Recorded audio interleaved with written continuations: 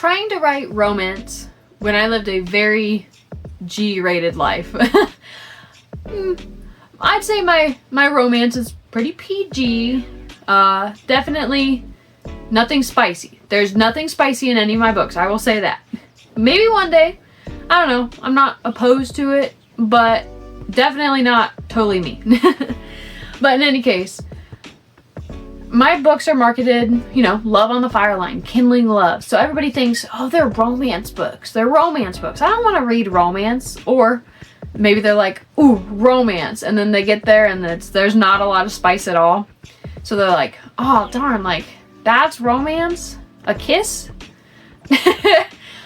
But to me, what I thought of when I was like looking at who am I marketing this towards, I thought of high school me. Okay, I was mostly drawn towards the Casey West books, the kind of section where some of it was Christian fiction and things that I could kind of find myself in, but was still on the library shelves at the school. You know, nothing spicy was ever going to be there that I know of. And I kind of wanted to market my books towards that.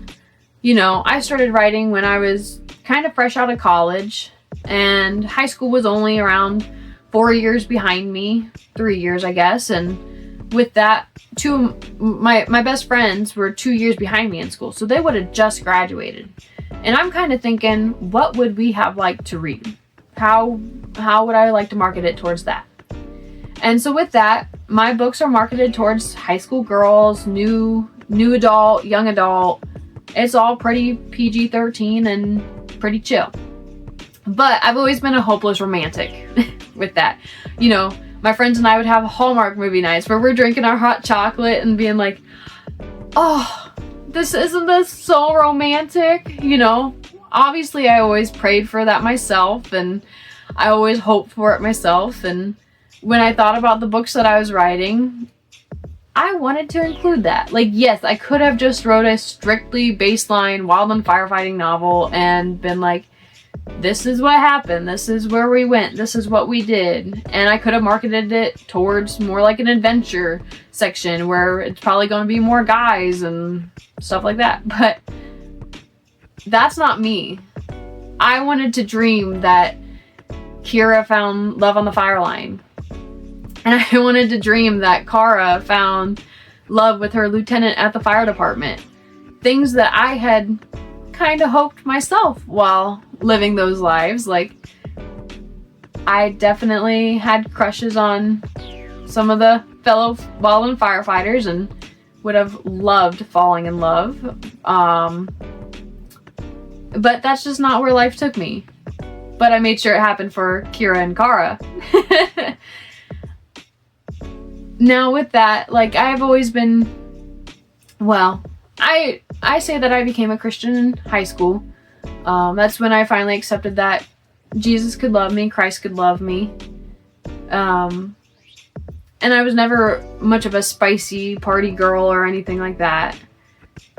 Most of my life has been pretty PG-13 itself. And that's okay. There's nothing wrong with sticking true to your values, sticking true to you and your morals. And I want to make sure other girls, high school girls, adult girls, women, whoever needs to hear it, that it's okay to stick with who you are and not mold to society's short dresses and high heels and drinking and partying every weekend and sleeping with 100 guys. And like, yeah, spice can be nice sometimes, but spice can also ruin the whole dish of food if there's too much of it. So I just wanted to make a cutesy little romance novel. Cutesy little parts with maybe a kiss. Just enough to keep you going. Or just enough to give you hope. And I love that. I wouldn't change it. I might try writing some spice one day. Heaven knows I've tried reading A Court of Thorns and Roses just like every other girl in America. But for me and myself, like, my Christian background, my Christian faith and morals is what drove me through life. And that's who I am. And at that time, I was writing it as I lived, you know. I wasn't getting the big spicy details of my own life, so I still consider myself a romance writer. I am a hopeless romantic. I'm always going to be a Hallmark girly that's dreaming up the next big thing. But just little bits here and there, like a kiss or a hand holding, and that's good enough for me.